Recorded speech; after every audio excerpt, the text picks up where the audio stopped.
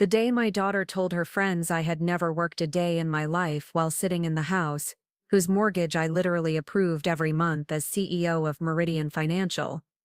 I knew our relationship had reached a breaking point. I never saw coming. What happened next changed everything between us forever. Before we jump back in, tell us where you're tuning from, and if this story touches you, make sure you're subscribed, because tomorrow I've saved something extra special for you. My name is Effie Morrison, and at 64, I thought I had finally earned the right to speak openly about my accomplishments. After 38 years climbing the corporate ladder from a filing clerk to chief executive officer of one of the largest mortgage companies in the Pacific Northwest, I had built something that mattered. But somehow, my own daughter Rebecca had completely erased that history from her mind, reducing my entire career to nothing more than invisible labor that didn't count. It started on a rainy Thursday evening in October when I stopped by Rebecca's house in the suburbs of Portland to drop off some family photos I had digitized from my late mother's collection. Rebecca lived in a beautiful colonial-style home with white shutters and a wraparound porch that she and her husband Marcus had purchased 3 years earlier.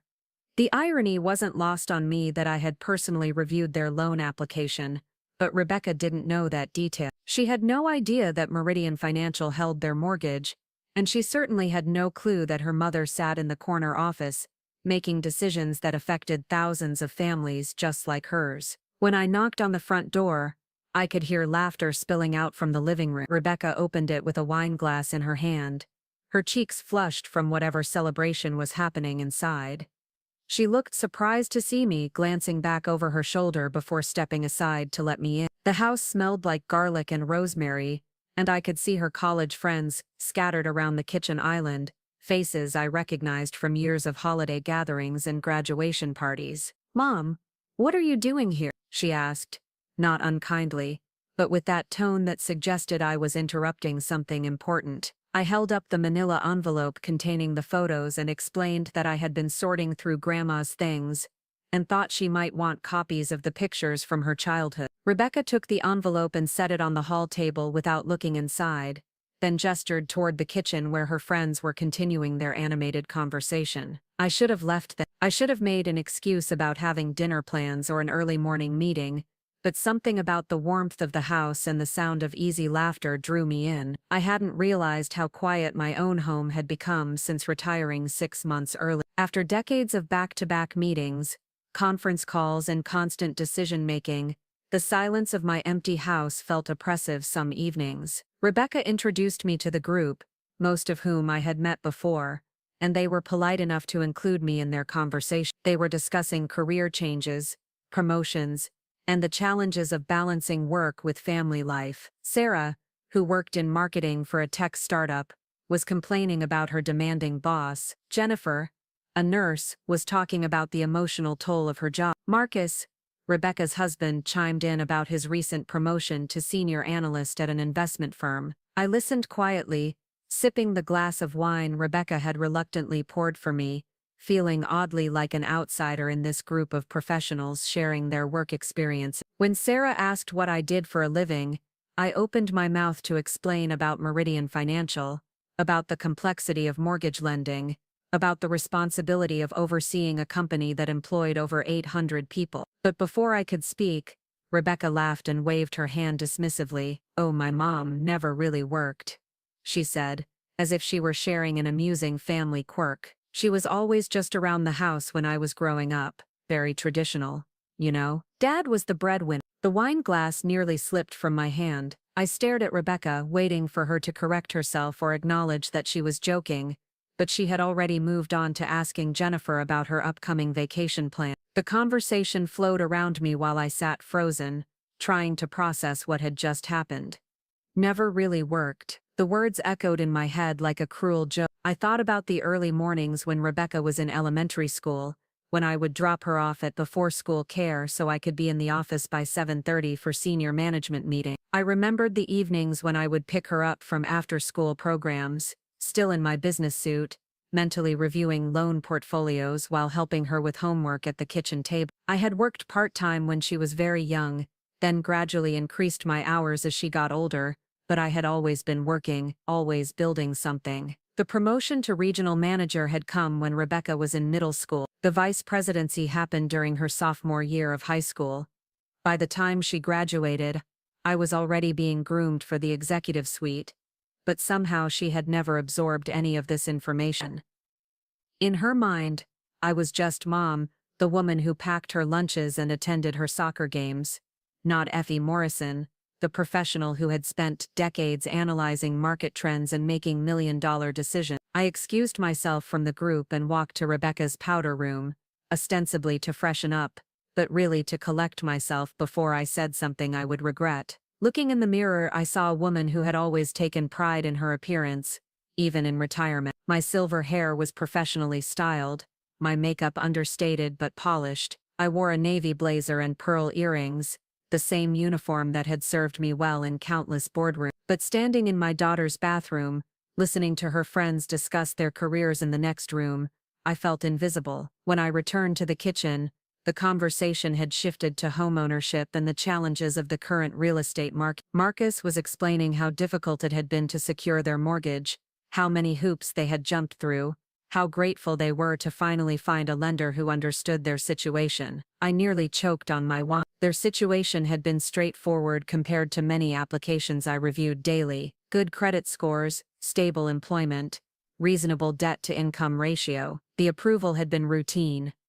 The mortgage industry is so complicated, Sarah was saying. I don't understand how anyone navigates all those regulations and requirements. Thank goodness for people who understand that stuff. Rebecca nodded emphatically.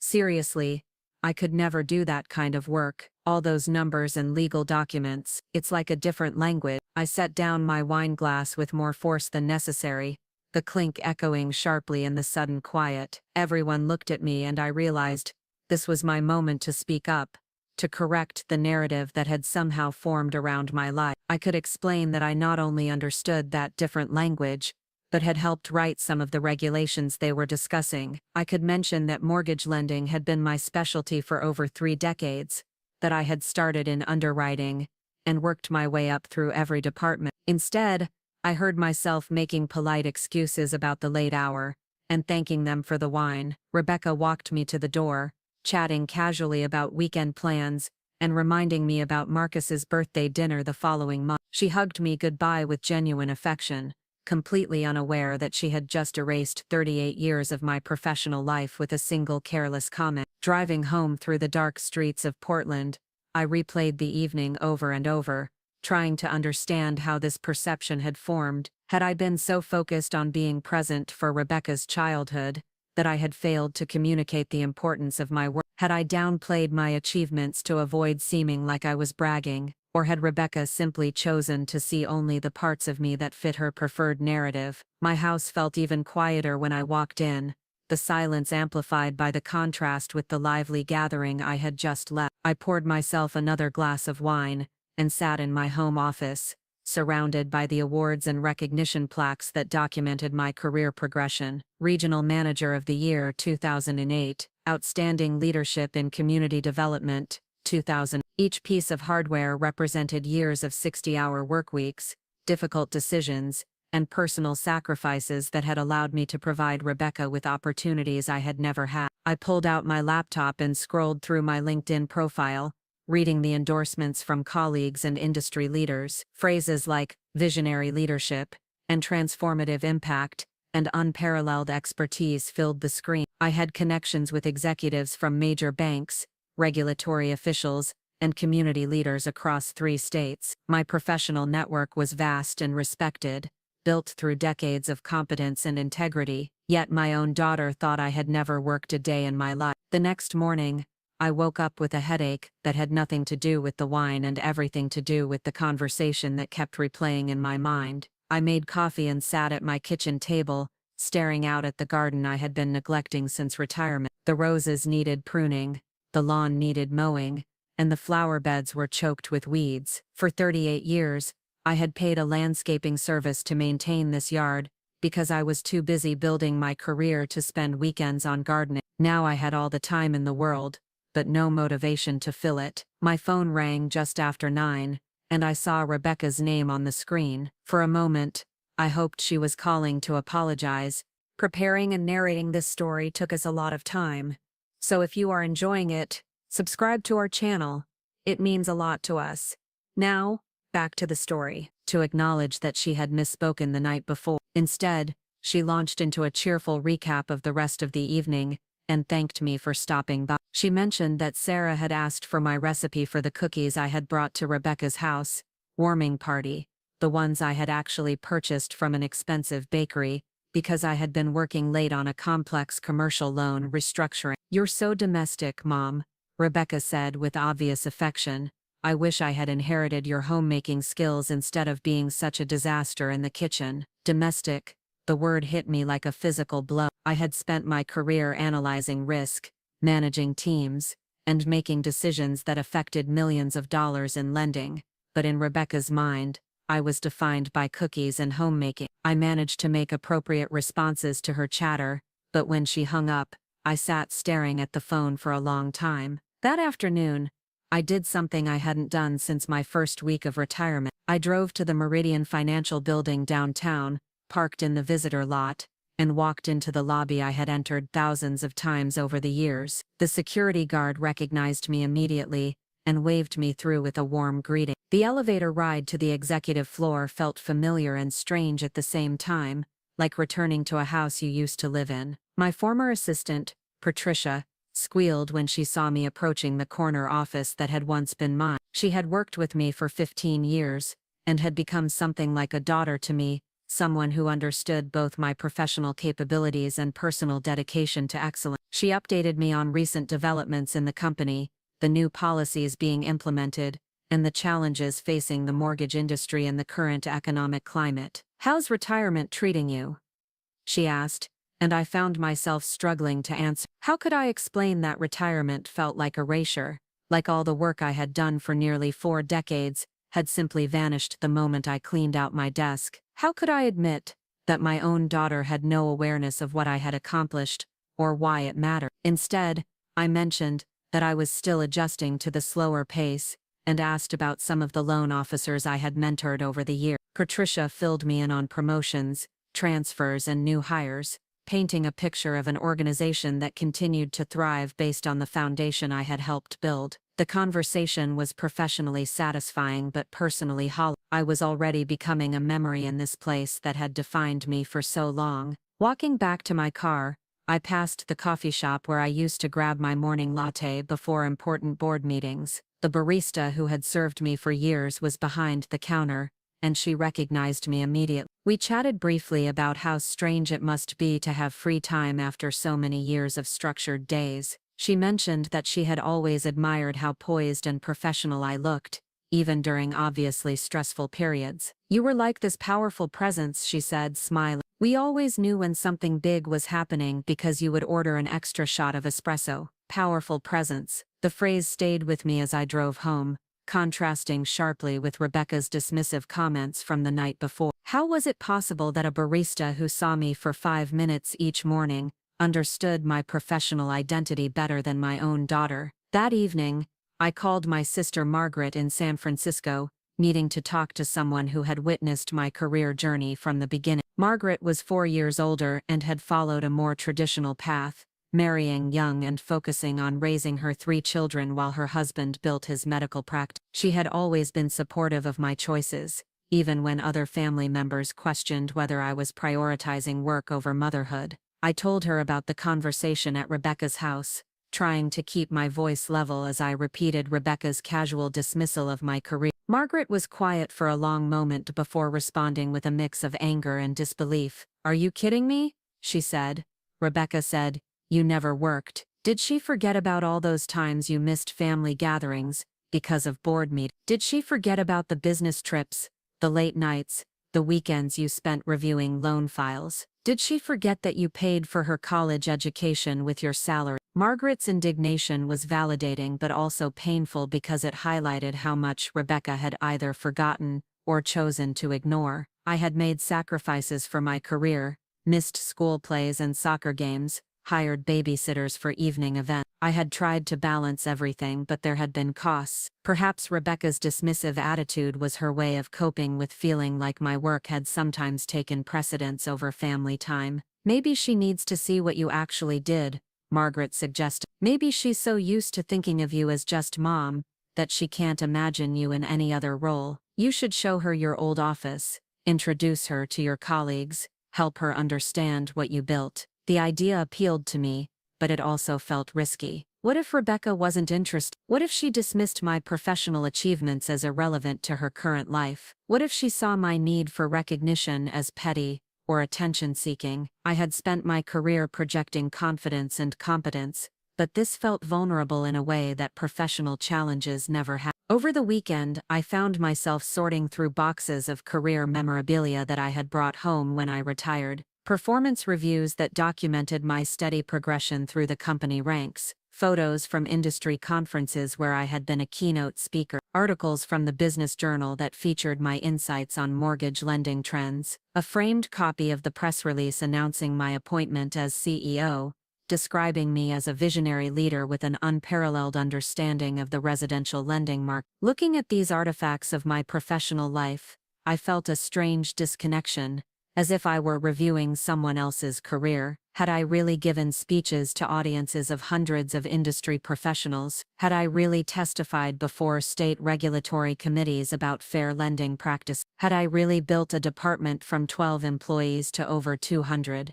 The evidence was overwhelming, but Rebecca's casual dismissal had made me question the significance of everything I had accomplished. Monday morning brought a call from my former colleague David Chen, who had taken over as CEO when I retired. We had worked together for over 20 years, and he had been instrumental in convincing the board to promote me to the top position when my predecessor retired. David was calling to invite me to a reception honoring women executives in the financial services industry, an event where I would be recognized for my contributions to the field. "You have to come, Effie," he said. "They're specifically highlighting your work on expanding access to homeownership for first-time buyers. The programs you developed have helped thousands of families achieve their dreams of owning a home." The recognition was gratifying, but it also emphasized the disconnect between how I was perceived in professional circles versus how my own daughter saw me. Industry leaders wanted to honor my achievements, but Rebecca didn't even know what those achievements were. I accepted the invitation,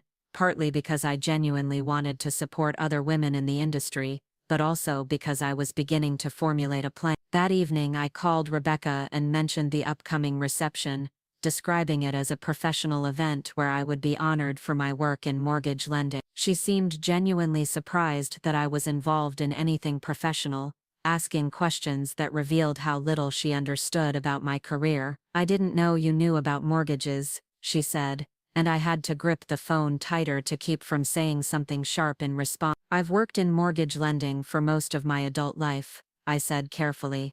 "It's been my career since before you were born." There was a pause, and I could hear her processing this information as if it were completely new. "I guess I never really thought about what you did during the day when I was at school," she admitted.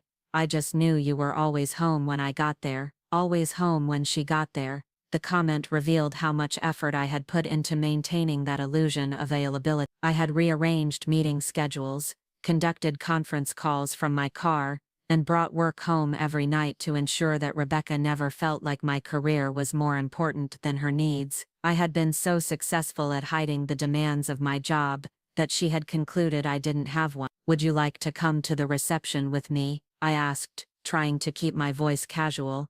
"It might be interesting for you to see what I do." "What I did," Rebecca agreed, though I could hear the uncertainty in her voice. We made plans for her to meet me at the hotel where the event was being held, and I spent the rest of the week carefully planning what I would wear and what I would say. This felt like an opportunity to bridge the gap between who Rebecca thought I was and who I actually was, but I was nervous about her reaction. The reception was held in the grand ballroom of the Heathman Hotel, the same venue where Meridian Financial had held its annual shareholder meetings during my tenure as CEO. I arrived early, partly out of habit, and partly because I wanted to compose myself before Rebecca got there. The room filled quickly with familiar faces from across the industry, colleagues and competitors who greeted me with genuine warmth and respect. "Effie Morrison," called out Janet Walsh, the president of a rival mortgage company. "How's retirement treating you? We miss having you to keep us all honest." Similar greetings came from every corner of the room as I made my way through the crowd: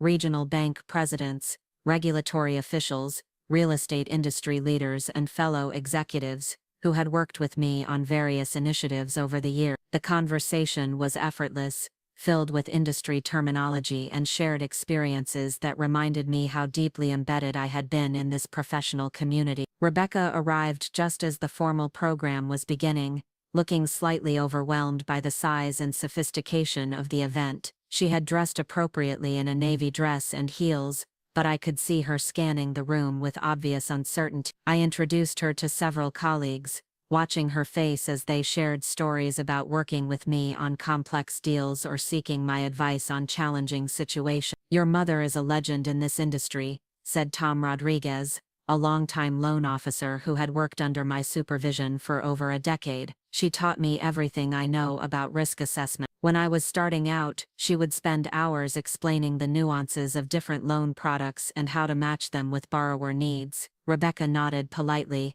but I could see she was struggling to reconcile this image of me with the person she thought she knew. She brought coffee when she picked up Sophia, stayed to chat instead of just grabbing her and leaving. It was everything I'd wanted for years, but it felt hollow, somehow. Performed rather than genuine. I found myself analyzing every interaction, wondering if she was being nice because she actually wanted to repair our relationship or because she wanted back into my will. And that uncertainty poisoned everything, made even pleasant moments feel calculated and false. The truth was, I didn't know how to trust her anymore. Too many years of feeling like an afterthought had created a protective shell that I couldn't just crack open because she'd suddenly remembered how to be considerate. Trust, I was learning, was easier to break than to rebuild. But Sophia, bless her heart, was thriving. At 16, she was old enough to understand that there was tension between her mother and grandmother, without necessarily understanding all the details. She'd started coming over more often, sometimes just to hang out and talk, sometimes to help me with my new hobbies, or to teach me the latest social media trends that Madison had once found so embarrassing. One afternoon in October, while we were working on a jigsaw puzzle at my kitchen table, Sophia looked up at me with those serious brown eyes that reminded me so much of Madison at that age. "Grandma Clem," she said, "are you and Mom fighting?" I considered my answer carefully. Sophia was almost an adult, deserving of honesty, but she was also Madison's daughter, and I didn't want to put her in the middle of our conflict. "We're working through some things," I said finally. "Sometimes adults need time to figure out how to treat each other better." She nodded thoughtfully, fitting a piece of blue sky into place. "Mom's been really stressed lately. She keeps talking about making things right with you, but she doesn't know how." "What do you think she should do?" Sophia shrugged. "I think she should just be herself, instead of trying so hard to be perfect. You've always loved her anyway, right?" Out of the mouths of babes. Sophia had cut right to the heart of something I'd been struggling to articulate. Madison's recent efforts to rebuild our relationship felt artificial because she was trying to be the daughter she thought I wanted instead of just being herself. But the problem was, I wasn't sure who herself really was anymore. That evening, after Sophia had gone home, I sat in my garden with a cup of tea and really thought about what I wanted. Did I want Madison back in my will? Did I want to rebuild our relationship? Did I want to forgive and forget, or hold firm to the boundaries I'd established? The honest answer was complicated. I wanted my daughter back, but not the version of her that had spent years taking me for granted. I wanted a relationship built on mutual respect and genuine affection, not obligation and financial incentive. I wanted to feel valued for who I was, not just what I could provide. But I also recognized that I bore some responsibility for the dynamic we'd fallen into. I'd enabled Madison's behavior for years by always saying yes. Always stepping in, always making excuses for her. I'd trained her to see me as endlessly available and unconditionally supportive, then felt hurt when she took that for granted. Maybe it was time for a different approach. Maybe instead of just punishing past behavior, I needed to clearly communicate what I expected going forward. Maybe redemption was possible, but only if we were both willing to do the work. As autumn deepened into winter, I began to formulate a plan. Not a punishment, not a test, but a path forward that honored both my need for respect and Madison's need for forgiveness. It would require courage from both of us, honesty that might be uncomfortable, and a willingness to build something new, rather than just trying to repair something that had been broken for years. Because at 73 I'd learned that life is too short to waste on relationships that don't nourish your soul. But I'd also learned that love, real love, is worth fighting for, even when the fight is with the people you love most. The question was whether Madison was ready for that kind of fight, or if she just wanted things to go back to the way they were before. Because that wasn't an option anymore. I'd changed, and there was no going back to the woman who'd accepted crumbs and called it a feat. The real test was just beginning. Winter arrived early that year, bringing with it a peculiar kind of clarity that only comes when you've stripped away the comfortable illusions you've been living with for too long. The bare trees outside my kitchen window reflected how I felt inside, everything exposed and honest in a way that was both terrifying and liberating. Madison's attempts at reconciliation had become more frequent, but also more desperate. Like someone trying to rebuild a house while the foundation was still crumbling. She'd started showing up unannounced, something she hadn't done in years, always with some excuse of course. She needed to borrow my good serving dishes for a client dinner. She wanted to check on my furnace before the real cold set in.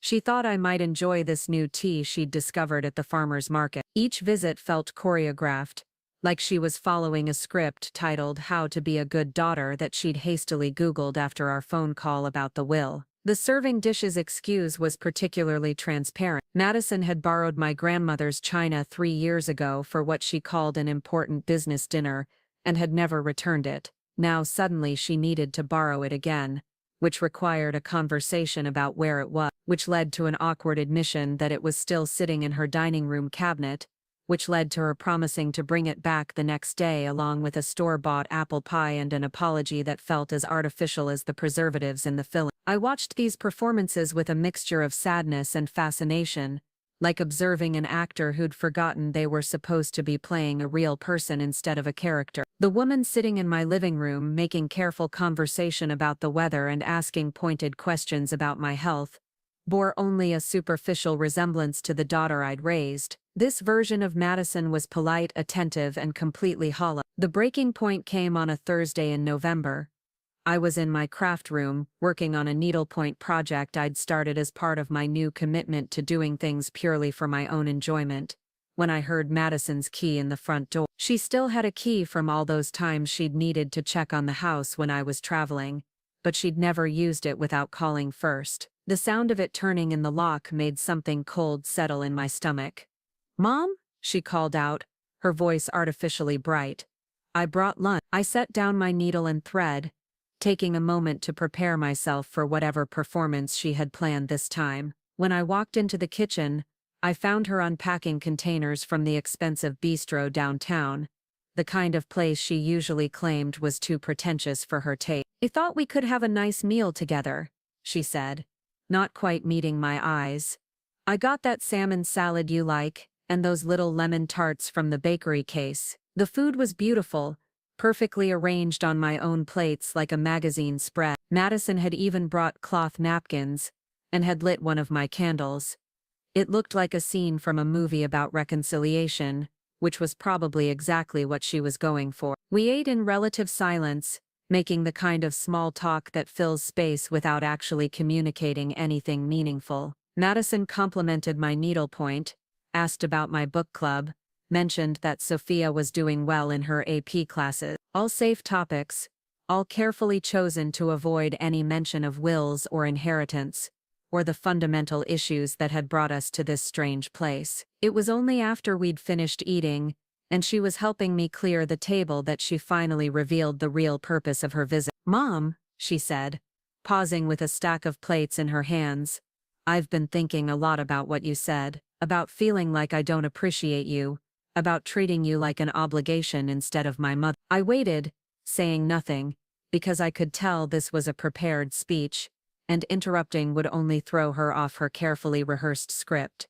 "I know I haven't been the best daughter. I know I've taken you for granted, And I'm sorry, I really am. I want to do better. The words were right.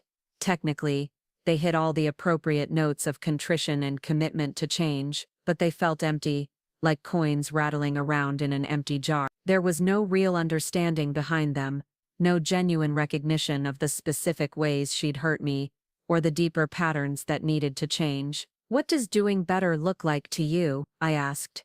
She blinked, clearly not having expected the question. Well, I could call more often, visit more, include you in things. Include me in what things? Another pause. You know, family things, holiday planning, Sophia's school events. I almost laughed, but it would have been bitter enough to spoil the perfectly arranged lunch she'd brought. Madison was offering to include me in events I'd been organizing and attending for years, as if her acknowledgement of my participation was some kind of gift, rather than basic recognition of reality. Madison, I said gently, I don't think you understand what the real problem is. Her face tightened almost imperceptibly. Then explain it to me. So I did. I told her about the years of feeling invisible in her life, except when she needed something. I explained how it felt to be blocked from her social media, not because of any inappropriate behavior on my part, but because she was embarrassed to have people know her mother cared about her life. I described the loneliness of always being the one to reach out, always being the one to make an effort, always being the one to give without receiving. I don't need you to perform being a good daughter, I said. I need you to actually be one, and that means caring about my feelings, even when it's inconvenient for you. It means treating me like a person whose thoughts and opinions matter, not just a resource to be managed. Madison listened with the kind of focused attention that made me think she was preparing her rebuttal, rather than actually absorbing what I was saying. When I finished, she nodded seriously and said, "You're right, I can see how my behavior has hurt you, and I want to make it right." But even as she said it, I could see her mentally checking off boxes. Acknowledge wrongdoing, check. Express commitment to change, check. Make vague promises about future behavior, check. It was like watching someone complete a customer service training module rather than having a genuine conversation about our relationship. That's when I realized that Madison didn't actually want to repair our relationship. She wanted to manage the situation until it went away. She wanted to say the right words, make the right gestures, perform the right emotions, until I forgave her and put her back in my will, and we could go back to the way things were before. She didn't want to change. She wanted me to accept her unchanged. After she left that day, taking her empty containers and her half-hearted promises with her, I sat in my living room and felt something shift inside me, not anger, exactly, but a kind of resigned clarity. I couldn't force Madison to love me the way I needed to be loved. I couldn't make her see me as a whole person, rather than just a mother-shaped function in her life. I could only control my own actions and reactions. That weekend, I did something I hadn't done in months. I drove up to the state park where Harold and I used to go hiking, back when my knees were better, and he was still alive to argue with me about which trail to take. It was cold enough that my breath came out in little puffs, and the bare trees created a stark landscape that somehow felt more honest than the manufactured warmth of Madison's recent visit. I walked slowly along the familiar paths, thinking about the woman I'd been when Harold was alive, the woman I'd been when Madison was young, and the woman I was becoming now. Each version felt distinct, like photographs taken years apart that showed the same subject but revealed different aspects of her character. When Madison was little, I'd been the kind of mother who lived for her daughter's happiness. Every decision I made was filtered through the question of how it would affect Madison, where we lived, what activities we did, how we spent our money, even what friends I maintained.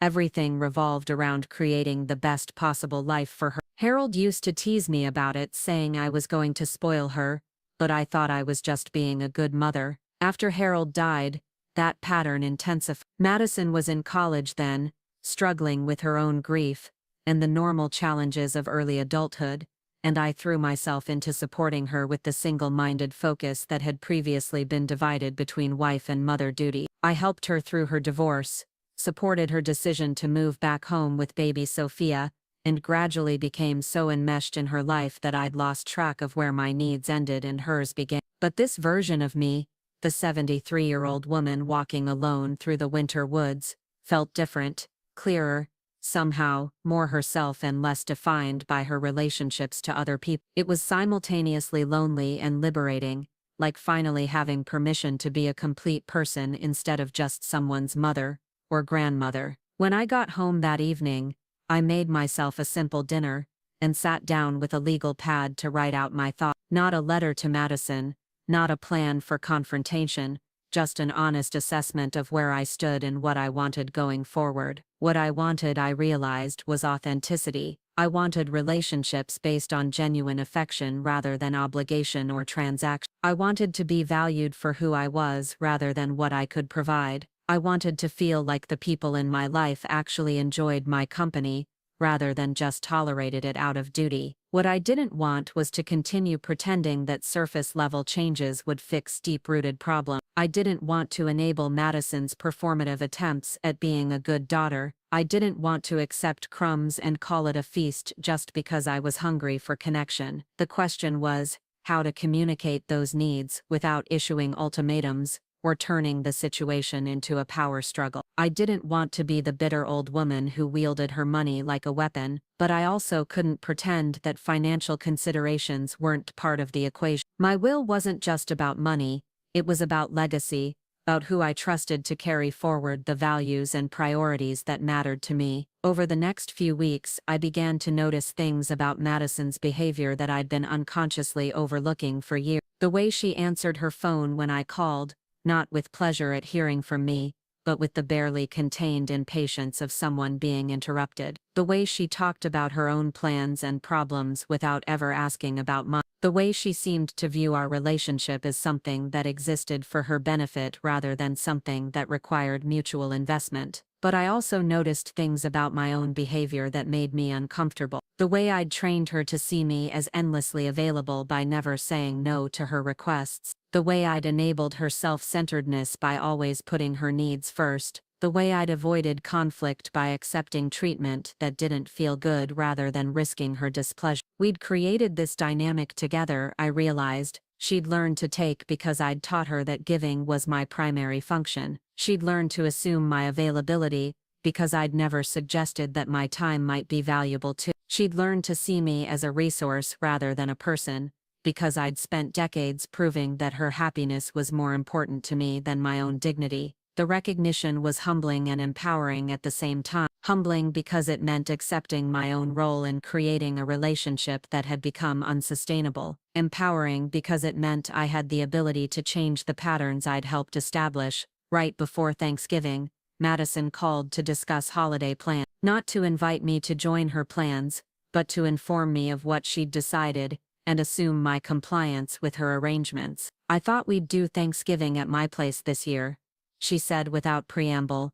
Nothing too elaborate, just family. I can handle the turkey if you want to bring the sides you usually make. The assumption that I would, of course, spend my holiday cooking dishes for her dinner party without being asked rankled in a way it never had before. What time were you thinking? I asked, not agreeing but not immediately refusing either. Around 2, I think. That gives me time to get everything ready without rushing. And who's coming? Just us. Me, Sophia, and you.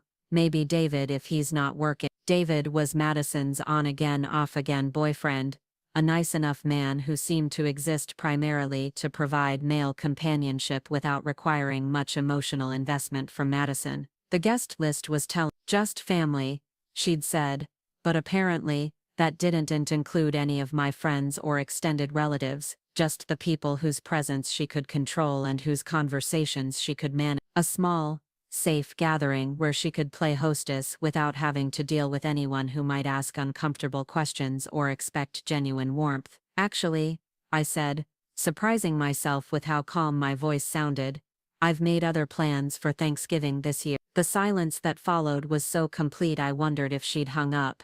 Then, other plans? What kind of other plans? Eleanor Hutchins invited me to join her family's dinner. Her daughter flew in from Seattle, and they wanted an extra person at the table. This was true though I hadn't given Eleanor an answer yet. The invitation had been casual, the kind of thing neighbors say to be polite without necessarily expecting acceptance. But suddenly, it seemed like exactly what I wanted, a celebration with people who actually wanted my company rather than my cooking. But we always spend Thanksgiving together, Madison said, and I could hear something like panic creeping into her voice. No, you always plan Thanksgiving and assume I'll participate. That's not the same thing as spending it together. I don't understand the difference, and that, right there, was exactly the problem. Madison genuinely couldn't see the difference between including someone in your plans and building plans around their presence. She couldn't distinguish between wanting someone there and expecting them to show up. The difference, I said carefully, is that one involves asking what I want to do, and the other involves telling me what I'm going to do. But I just assumed, I mean, we're family. Of course you'd want to spend the holiday with us. I do want to spend holidays with my family, but I also want to feel like my presence is desired rather than just expected. We talked for another 10 minutes, circling around the same points without really resolving anything. Madison kept insisting that, of course she wanted me there, that it went without saying, that she didn't understand why she needed to formally invite me to family gatherings. I kept trying to explain that assumptions aren't the same as invitations, that being taken for granted doesn't feel the same as being welcomed. In the end, I did spend Thanksgiving with Eleanor's family, and it was a revelation. Her daughter Sarah was funny and warm, asking genuine questions about my life and interests. Eleanor's son-in-law carved the turkey with ceremonial seriousness that made everyone laugh. The conversation flowed naturally from politics to books to travel stories, and nobody checked their phone during dinner or seemed eager for the evening to end. Most importantly, I felt valued there, not as a function or a convenience, but as a person whose presence added something to the gathering. Eleanor introduced me to her relatives as my wonderful neighbor Clem, who makes the most beautiful needlepoint and knows more about local history than anyone. Sarah asked for my cornbread recipe, and genuinely seemed to care about the answer. When I offered to help clean up, Eleanor's granddaughter said, "Oh no, you're a guest. Guests don't do dishes." It was a small thing being called a guest instead of being expected to serve, but it highlighted just how many years I'd spent being taken for granted in my own family. Madison called that evening, ostensibly to see how my day had been, but really to make sure I knew what I'd missed by skipping her dinner. "It was nice," she said with forced brightness. "David brought wine, and Sophia made this amazing sweet potato casserole from a recipe she found online. We missed you though." The "we missed you" felt obligatory, like something she thought she was supposed to say rather than something she actually felt, and maybe that was unfair. Maybe she really had missed me, but it was hard to tell the difference anymore between genuine emotion and performed appropriateness. I had a lovely time with the Hutchins family. Eleanor's daughter is a documentary filmmaker, and she told the most fascinating stories about her work in South America. "Oh, that's nice." The flatness in Madison's voice told me everything I needed to know about her interest in my experience. She'd called expecting to hear about how much I'd regretted missing her dinner, not to listen to me describe having a good time elsewhere. After we hung up, I sat in my kitchen with a cup of tea and thought about the different ways people can miss someone. You can miss them because their absence leaves a genuine hole in your life, because conversations are less interesting, and meals less enjoyable without them. Or you can miss them because their absence disrupts your expectations, because it forces you to confront that the relationship you thought was mutual might actually be more one-sided than you realized. I suspected Madison missed me the second way, which explained why her expressions of regret felt so hollow. She hadn't missed my company, she'd missed my compliance with her assumptions. December brought a new challenge when Sophia started applying to colleges. She was a bright girl with good grades and diverse interests, the kind of student who had options. But options require choices, and choices require money, and money meant conversations about financial aid and family contributions and all the messy realities that Madison preferred to avoid until the last possible moment. The first I heard about college applications was from Sophia herself, who mentioned during one of our afternoon visits that she was working on her essays. "Where are you applying?" I asked, genuinely curious about her plan. "Mostly state schools," she said with a shrug that tried to seem casual but didn't quite hide her disappointment. "Mom says we need to be practical about costs. practical about costs. Madison, who spent more on coffee in a month than some families spent on groceries, who'd just bought a new camera for her photography business that cost more than my monthly Social Security check, was suddenly concerned about being practical with her daughter's education. Have you looked at any private schools? Any that might be particularly good for what you want to study? Sophia's face lit up, despite her obvious attempt to stay realistic. There's this amazing program at Davidson College in North Carolina. They have this interdisciplinary major that combines environmental science with policy work, and their alumni network in environmental law is incredible. But it's really expensive, and Mom says we can't afford it. I knew Davidson's reputation and its price tag. It was exactly the kind of school that could open doors for a bright girl like Sophia. Exactly the kind of investment in her future that could pay dividends for decades. It was also exactly the kind of expense that would require either significant family financial support or crushing student debt. Did you apply anyway? I asked. I wanted to, but Mom said there was no point if we couldn't afford it. She said I should focus on realistic options. That evening, I looked up Davidson College's website, reading about their programs and their financial aid policies. They were need-based aid, generous, but they also expected family contributions based on income and assets. The kind of contribution that would be manageable for someone with my resources but difficult for Madison, whose business income was irregular and whose savings were minimal. I found myself thinking about Harold, who'd always believed that education was the one thing you could give a child that no one could ever take away. He'd worked extra shifts at the plant to pay for Madison's college expenses, never complaining about the sacrifice because he saw it as an investment in her future.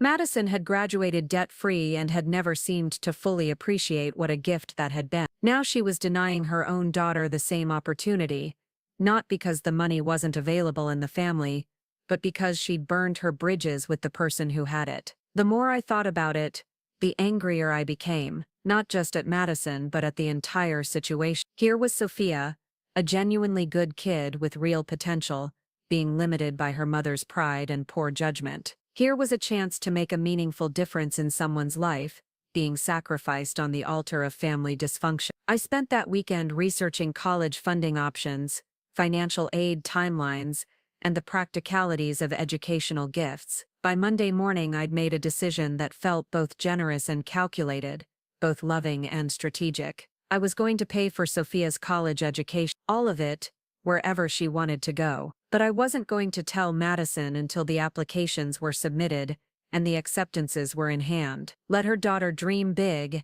and aim high without the artificial limitations Madison had tried to impose. Let Sophia apply to Davidson and anywhere else her heart desired, knowing that the money would be there when she needed it. It was a decision that would force Madison to confront the consequences of her choices in the most direct way possible. She'd alienated the person who could have helped her daughter reach her full potential, and now she'd have to choose between her pride and Sophia's future. The test was about to begin, but Madison didn't know it yet. The January snow fell thick and steady outside my bedroom window, the kind of storm that makes the whole world feel muffled and peaceful. I was sitting at my small writing desk, the one Harold had built for me 40 years ago, composing what might have been the most important letter I'd ever written. Not to Madison, though she probably expected one. Not to Robert Henley, though he'd need to be involved eventually. This letter was to Sophia, and it contained secrets that would reshape her future in ways she couldn't yet imagine. My hands moved slowly across the paper, each word carefully chosen. I'd been thinking about this conversation for weeks, ever since she'd mentioned Davidson College with that careful resignation that broke my heart. 16 years old and already learning to limit her dreams to match other people's limitations. It was exactly the kind of compromise I'd spent too many years making myself. Dear Sophia, I wrote, then stopped, crossed it out, started again. Sweetheart, better, more honest. The coffee in my favorite mug had gone cold while I wrestled with how to explain something that was both simple and incredibly complicated. How do you tell someone that their future is secure without revealing the family drama that made such security necessary? How do you offer freedom without exposing the dysfunction that had made freedom scarce? I'd spent the morning on the phone with Davidson's admissions office, speaking with a counselor named Miss Patterson, who'd been incredibly helpful once I explained that I was a grandmother looking to understand the financial aid process. She'd walked me through deadlines, requirements, and the subtle art of crafting applications that stood out in a sea of qualified candidates. Many of our strongest applicants come from families where education is valued across generations, Mrs. Patterson had said. Students whose grandparents and parents understand that college is an investment in the future, not just an expense in the present. I'd agreed, not mentioning that in my family the generations seemed to have different definitions of investment. The conversation had crystallized something I'd been feeling but hadn't articulated. This wasn't just about paying for Sophia's education, it was about breaking a cycle. Madison had received a debt-free college education and had somehow translated that gift into an assumption that such things simply appeared when needed. She'd never connected Harold's extra shifts with her freedom to study instead of work. She'd never understood that privilege was something to be grateful for and eventually to pass forward. But Sophia was different. I could see it in the way she talked about her future, with excitement tempered by pragmatism. She understood that opportunities weren't guaranteed, that dreams required both vision and resources. She'd grown up watching her mother struggle with the consequences of impractical choices, and she'd learned to be careful in ways Madison never had to be. The letter I was writing would change that careful resignation into confident planning, but it would also put Sophia in an impossible position between her mother and grandmother, unless I handled it exactly right. Sweetheart, I wrote again, there are things about our family that you're old enough to understand now, and conversations that we need to have before you make your college decision. I'm writing this letter because some things are easier to explain on paper than in person, and because I want you to have time to think about what I'm going to tell you. First, the most important thing. Your education is already paid for. All of it. Wherever you want to go, whatever you want to study. I've been saving for your college expenses since the day you were born, and there's enough money to cover 4 years anywhere. Plus graduate school if that's what you choose. I paused, reading the words back. They looked almost magical on the page, like a fairy tale where problems disappeared with the wave of a wand. But fairy tales didn't usually involve the complicated realities of family relationships and wounded pride. Your mother doesn't know about this money yet, and I need you to understand why. This isn't about keeping secrets or playing games. It's about making sure that the decisions you make about your future are based on your dreams and abilities, not on limitations that don't actually exist. I went on to explain, as carefully as I could, about the tension between Madison and me, about the will changes, about my growing realization that money could be both a gift and a weapon depending on how it was wielded. I tried to be fair to Madison while still being honest about our problem. I tried to help Sophia understand that this wasn't about punishment or manipulation, but about ensuring that the next generation didn't inherit the mistakes of the previous ones. The hardest part was explaining what I needed from her. I'm going to ask you to apply everywhere you want to go, including Davidson. Dream big and aim high. When the acceptances come in, we'll tell your mother together about the college fund. That way she can make her own decisions about how to handle the news without feeling pressured or blindsided. I know this puts you in a difficult position, and I'm sorry about that. You shouldn't have to navigate adult problems or keep adult secrets, but you also shouldn't have to limit your future, because the adults in your life haven't figured out how to communicate with each other. I sealed the letter that afternoon and drove to Sophia's school, arriving just as the final bell rang and students poured out into the snowy parking lot. She spotted me immediately, waving with the enthusiasm that reminded me she was still more child than adult, despite her mature approach to college planning. Grandma Clem, what are you doing here? I thought you might want a ride home on such a snowy day, I said, which was true but not the whole truth. Plus I have something for you. She climbed into my car, brushing snow from her backpack and chattering about her day. Chemistry was killing her, but she loved her environmental science class. Her friend Emma was being dramatic about some boy situation. Normal teenage concerns that felt both precious and temporary, given what I was about to add to her world. I waited until we were parked in my driveway, engine off and snow creating a private cocoon around us, before I handed her the letter. This is important, I said. Take your time reading it, and don't feel like you have to respond right away. But do read all of it before you say anything. Sophia looked at the envelope with her name written in my careful cursive, then back at me with a puzzled expression. Is everything okay? You're being kind of mysterious. Everything's fine. Better than fine. Actually, I watched her face as she read, saw her eyes widen when she reached the part about college being paid for, saw her brow furrow as she worked through the more complicated explanations about family dynamics. When she finished, she folded the letter carefully and sat in silence for a long moment, staring out at the snow-covered yard. So you and Mom are fighting about money, she said finally. We're disagreeing about respect, I corrected gently. The money is just how it's playing out. And you want me to apply to expensive schools without telling her that you'll pay for them. I want you to apply to the schools that are right for you, without artificial limitations. Your mother can know about the college fund when she needs to know, not before. Sophia was quiet again, thinking with the seriousness that made me proud and sad at the same time. She was too young to be weighing such complex family politics, but she was also wise enough to understand the implications of what I was offering. What if Mom finds out before we tell her? What if she gets angry with both of us? Then we'll deal with that when it happens. But Sophia, your future is more important than your mother's pride or my hurt feelings. You're the innocent party in all this adult nonsense, and you shouldn't suffer because we can't get our act together. She looked at me with those serious brown eyes that seemed older than her 16 years. Will you promise me something? Of course. Will you promise that whatever happens between you and Mom, you won't make me choose sides? I love you both and I don't want to lose either of you because of some stupid fight about money and social media. The question hit me harder than I'd expected. In all my careful planning and strategic thinking, I'd focused on protecting Sophia from limitations, but hadn't fully considered that I might be putting her in the middle of a conflict that wasn't hers to resolve. I promise, I said, meaning it completely. This is between your mother and me. You're not responsible for fixing our relationship or managing our feelings about each other. Good, because I'm definitely applying to Davidson now and probably Stanford too.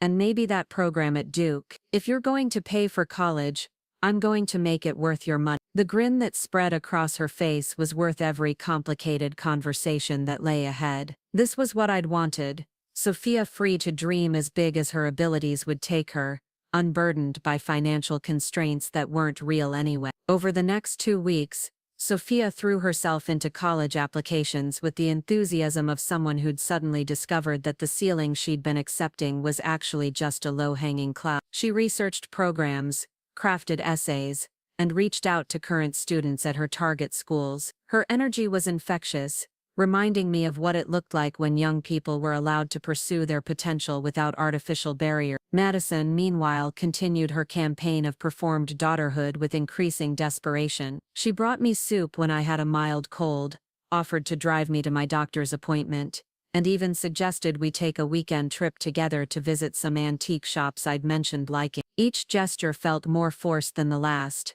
like she was following a checklist titled, "Things Good Daughters Do," without understanding the spirit behind any of them. The antique shopping trip was particularly painful. Madison had clearly researched my interest just enough to plan an outing that should have been enjoyable, but she spent the entire day checking her phone, making work calls, and asking pointed questions about my health and financial planning that had nothing to do with the beautiful old furniture we were supposedly there to see. "Are you feeling okay, Mom? You seem tired," she said as we browsed through a shop full of vintage quilts and Depression-era glassware. "I'm fine, honey, just enjoying looking at these beautiful things, because if you're not feeling well, we should make sure all your paperwork is in order. You know, medical directives, financial stuff. I could help you organize everything." The transparency of her concern was almost insulting. She wasn't worried about my health.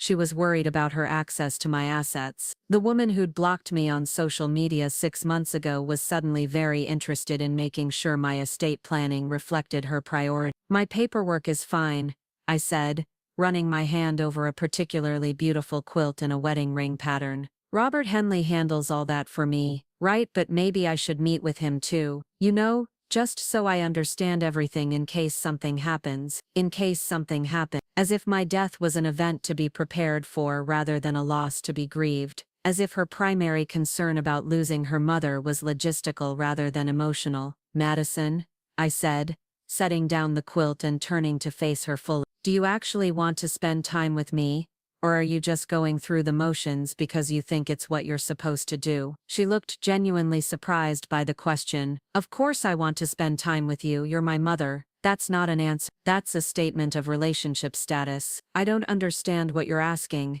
and that was exactly the problem. Madison couldn't distinguish between obligation and affection, between performing family relationships and actually having them. She'd been going through the motions for so long that she'd forgotten what authentic connection felt like. We finished the shopping trip in relative silence, Madison clearly frustrated by my refusal to engage with her transparent agenda, me exhausted by the emotional labor of pretending her performance was genuine. When she dropped me off at home that evening, she lingered in the car like she wanted to say something more but couldn't find the words. "Mom," she finally said, "I really am trying here." "I know you are," I replied, and I meant, but trying to perform being a good daughter isn't the same as actually being one. "Then, tell me what you want me to do. Give me a list or something. I'll do whatever you want." The fact that she thought love could be reduced to a checklist told me everything I needed to know about how far we'd drifted from each other. You can't create genuine affection by completing tasks. You can't manufacture emotional intimacy by following instructions. I want you to care about my life because you're interested in who I am,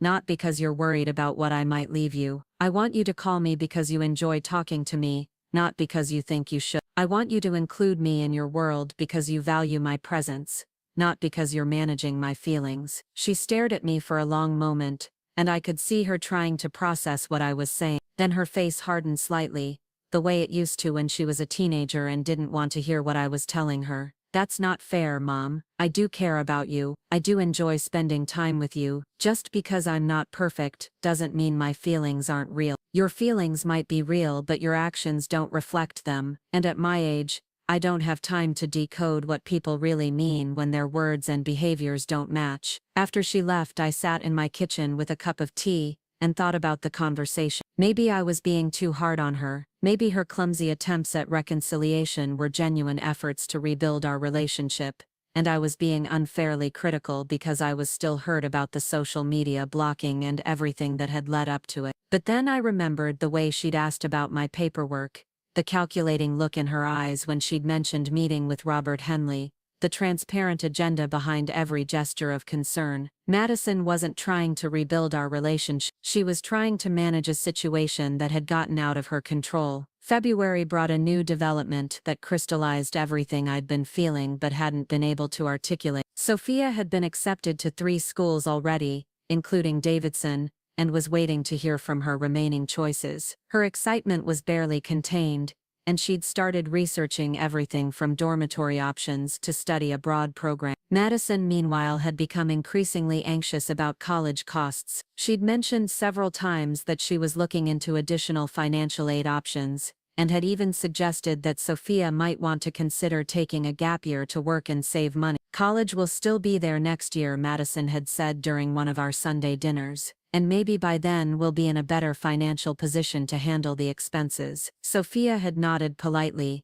but I could see the disappointment in her eye. She'd worked hard for 4 years, had gotten into competitive programs, and was being asked to delay her dreams for financial reasons that didn't actually exist. That's when Madison made the phone call that changed everything. I was in my garden planning what to plant when the weather warmed up, when my phone rang. Madison's name appeared on the screen, which wasn't unusual. What was unusual was the time of day and the tone in her voice when I answered. "Mom, I need to ask you something, and I need you to be honest with me." "Of course. Are you planning to help with Sophia's college expenses?" The question hung in the air between us like smoke, direct and unavoidable, and loaded with all the complicated feelings we'd been dancing around for months. "Why do you ask?" "Because she's been talking about schools we can't afford like they're real possibilities. Because she's acting like money isn't a factor in her decision-making. Because I'm trying to be responsible here and I feel like maybe there's something I don't know." I could have lied, could have deflected or changed the subject or told her we'd discuss it later. But something about the genuine worry in her voice, the maternal concern that seemed to override her usual self-interest, made me decide to be honest. "Yes," I said simply. "I've been saving for Sophia's education since she was born." There's enough to cover wherever she wants to go. The silence that followed was so complete I wondered if she'd hung up. Then I heard her breathing, fast and shallow like she was trying not to cry. How much? She asked finally. Enough, more than enough. And you weren't going to tell me. I was waiting for the right time. The right time. She's already applied to schools, already gotten acceptances. When exactly were you planning to share this information? I could hear the anger building in her voice, but underneath it was something else. Relief, maybe, or vindication. The knowledge that her daughter's future was secure, even if it came at the cost of her own pride. I was planning to tell you both together after all the acceptances came in. I wanted Sophia to apply based on her dreams, not on financial limitations. So you let me spend months worrying about how we were going to afford college, let me suggest gap years and in-state schools and all these compromises, when you knew the whole time that money wasn't actually an issue. When she put it like that, it sounded cruel, but it also sounded accurate. I wanted her to have choices, I said, real choices, based on what she wanted rather than what she thought she could afford. And what about my choices? What about my right to know that my daughter's education was already taken care of? What about my right to participate in planning her future? What about my right to decide how to use my money? What about my right not to be taken for granted? And there it was. The real argument finally out in the open. Not about college funds or financial planning, but about respect and control, and the fundamental question of what we owed each other as family members. This is about the social media thing, isn't it? Madison said, this is your way of punishing me for setting boundaries. This is about you treating me like a resource instead of a person. The social media blocking was just the most obvious example of a pattern that's been going on for years. So you decided to control Sophia's college planning to teach me a lesson. I decided to ensure that Sophia's opportunities weren't limited by our inability to communicate with each other. We argued for another 20 minutes, covering the same ground over and over without reaching any resolution. Madison accused me of manipulation and control. I accused her of taking me for granted and treating our relationship as transactional. We were both right and both wrong, and we were both too angry and hurt to acknowledge the complicated truth that lay somewhere between our competing narratives. When we finally hung up, I felt drained but also oddly relieved. The secret was out, the cards were on the table, and whatever happened next would at least be honest. No more performances, no more careful avoidance of difficult topics. Just the messy reality of a family trying to figure out how to love each other without destroying each other in the process. That evening, Sophia called. Her voice was careful, neutral in the way that suggested she'd already talked to her mother and was trying to navigate between competing loyalties. Grandma Clem? Mom told me about the college money. I figured she would. How are you feeling about it? Grateful, confused. A little guilty. Maybe. What do you have to feel guilty about? Mom's really upset. She feels like you went around her, like you made her look bad by keeping this secret. I sighed, understanding Madison's perspective even as I disagreed with it. Sophia, this was never about making anyone look bad. This was about making sure you had options. I know, and I appreciate it. I really do.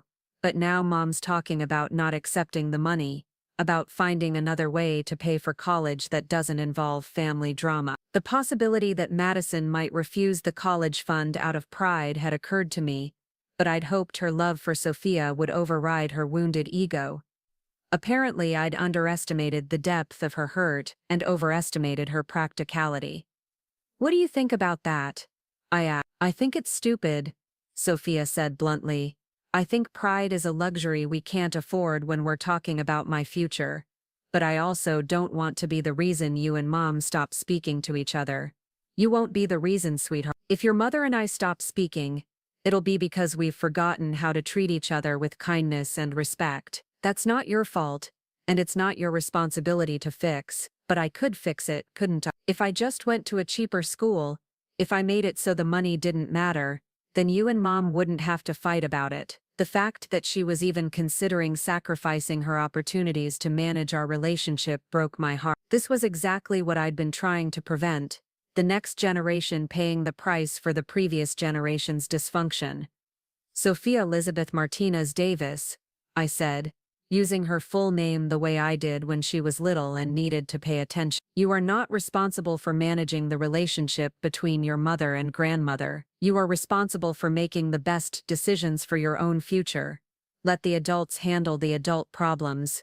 Easier said than done when the adult problems are affecting my life. She had a point. Our family drama was directly impacting her college decisions, and pretending otherwise was naive. But the alternative, asking her to choose between her educational dreams and family peace, was worse. Here's what I propose. You accept Davidson's offer, or Stanford's, or wherever you most want to go. You let me pay for it because that's what the money is for, and because your education is more important than anyone's hurt feeling. And you let your mother and me figure out how to be family members who support each other, instead of tearing each other down. And if you can't figure that out, then at least you'll have the education and opportunities you need to build a life that doesn't depend on our ability to get along. It was a sobering thought, but also a liberating one. Whatever happened between Madison and me, Sophia would be equipped to succeed independently. She wouldn't have to manage family relationships or financial drama because her own foundation would be solid. After we hung up, I sat in my quiet house and thought about the conversation. In trying to protect Sophia from our family dysfunction,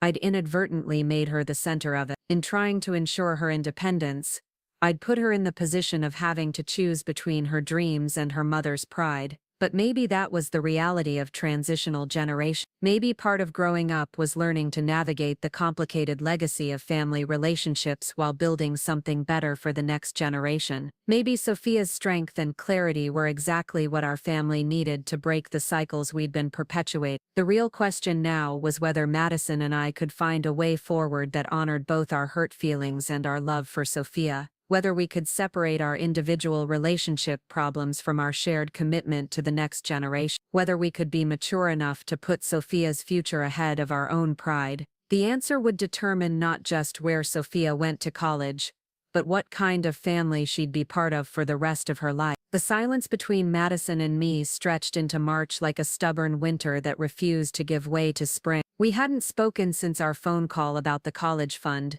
though Sophia served as an unwilling messenger between us, carrying updates and questions with the weary resignation of someone who'd been drafted into a war she didn't understand. I could see the toll it was taking on her, the way she measured her words carefully when talking about her mother, the way she avoided mentioning college plans, unless I brought them up first. Madison had made her position clear through Sophia. She would find another way to pay for college, a way that didn't involve accepting what she called manipulation money from me. She'd started researching loans, scholarships and work-study programs with the determined energy of someone trying to prove a point. It was admirable and infuriating in equal measure, watching her choose financial struggle over swallowing her pride. I spent my days trying to stay busy enough not to think about the standoff we'd created. My watercolor painting had improved considerably, mainly because I was pouring all my frustrated energy into getting the light just right on the winter landscapes I kept attempting. The book club had become a refuge where I could discuss other people's family dramas instead of living my own. Even my bridge group had noticed my distraction, though they were too polite to ask directly what was troubling me. But it was impossible to ignore the situation completely, especially when Sophia's college decision deadline was approaching and I could see her growing anxiety about disappointing someone no matter what choice she made. She'd been accepted to Davidson, Stanford and 3 other excellent schools, but instead of celebrating these achievements, she seemed paralyzed by the implications of accepting any of them. The breaking point came on a rainy Thursday afternoon in mid-March. I was reorganizing my linen closet, a task I'd been putting off for months, when I heard a car door slam in my driveway with more force than necessary. Through the window I could see Madison stalking toward my front door, her jaw set in the determined line I remembered from her teenage years, when she'd decided to have a confrontation whether the other person was ready or not. She didn't knock. The doorbell didn't ring. Instead, I heard her key in the lock followed by her voice calling out with barely controlled anger, "Mom, we need to talk." Now, I set down the stack of towels I'd been folding and walked to the living room, where Madison stood dripping rainwater onto my hardwood floors, her hair plastered to her head, and her eyes bright with the kind of fury that comes from weeks of festering resentment. Finally finding an outlet. "Sophia got a letter today," she said without preamble. From Davidson. They're offering her a partial scholarship, but she still needs to respond to their original acceptance by next Friday. And you know what she told me? She told me she can't decide because she doesn't want to hurt anyone's feelings. I opened my mouth to respond, but Madison held up a hand to stop me. A 16-year-old girl is agonizing over college decisions because the adults in her life are more concerned with being right than with what's best for her. Do you realize how insane that is? She was right, and we both knew. Somewhere in our battle of wills and wounded pride, we'd lost sight of the person who mattered most in this equation. Sophia had worked hard for 4 years to earn these opportunities, and now she was being asked to navigate family politics, instead of simply choosing the school that would serve her best. What do you want me to do? I asked, genuinely curious about how Madison thought we should resolve this impasse. I want you to admit that keeping the college fund secret was wrong. I want you to acknowledge that you manipulated this entire situation to make yourself look generous and me look like a failure. The accusation stung because it contained just enough truth to be uncomfortable. I had wanted to ensure Sophia's options weren't limited, but I'd also wanted Madison to confront the consequences of taking me for granted. The college fund had been both gift and weapon, and pretending otherwise would be dishonest. And then what? I asked. After I admit I was wrong, then what happens? Then we figure out how to move forward without destroying our family in the process. Madison pulled off her wet jacket and sat down heavily on my sofa, suddenly looking exhausted rather than angry. For the first time in months she seemed like my daughter rather than an adversary, and I felt something soften in my chest despite my determination to stay guarded. I've been thinking about this for weeks, she continued, and I keep coming back to the same question. How did we get here? How did we get to a place where we're using Sophia's future as a battlefield for our own issue? It was a fair question, and one I'd been asking myself during those long nights when sleep eluded me, and I found myself replaying years of conversations and missed opportunities for connection. How had we drifted so far from each other that basic communication felt impossible? I think it started long before the social media blocking, I said slowly. I think it started when you were going through your divorce and moved back in with Sophia. I got so used to being needed, to being essential to your daily functioning, that I forgot how to be your mother instead of your support system. Madison looked surprised by my answer, like she'd expected defensiveness or blame rather than introspection. And I got so used to leaning on you that I forgot you were a person with your own needs and feelings, she admitted. I started seeing you as this constant in my life, always available, always willing to help, and I stopped thinking about what I was giving back to the relationship. We sat in silence for a moment, both of us processing the recognition that our problems ran deeper than social media boundaries or college funds. We'd created a dynamic where I gave and she took, where my value was measured by my utility rather than my intrinsic worth as a person. The social media blocking wasn't really about boundaries, Madison said finally.